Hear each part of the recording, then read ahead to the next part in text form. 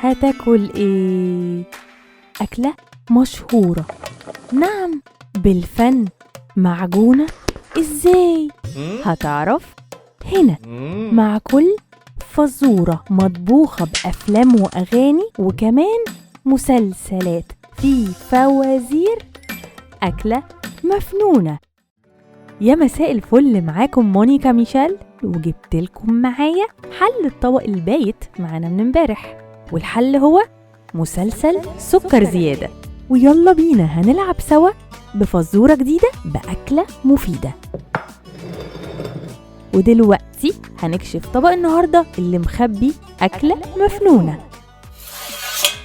فيها الحجاج بيغني بحس عن حاجة بتتباع وتنعش النفس.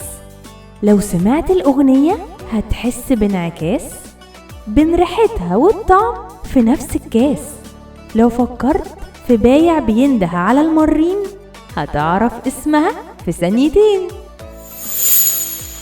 وحالا هنسيب الفزورة المفنونة ونروح نعرف عن الأكلة معلومة.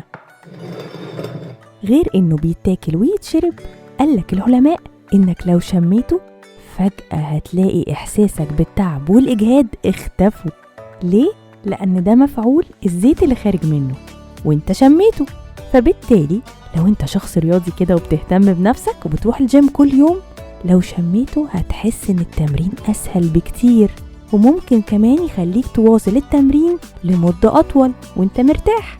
مش بس كده، ده هيساعدك تتنفس بسهولة علشان بيوسع الشعب الهوائية، وفجأة هتلاقي نفسك ركزت وفقت وحاسس نفسك أحسن.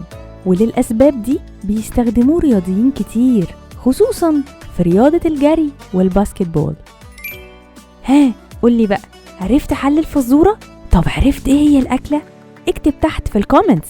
وهنا شبعنا خلاص وهنشيل طبق النهاردة.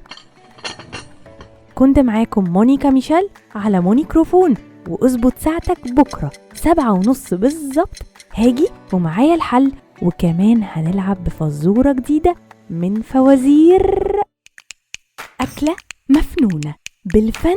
معجونة حلتها؟ طب استنى هتتسلى، لسه كتير فوازير. أكلة مفنونة.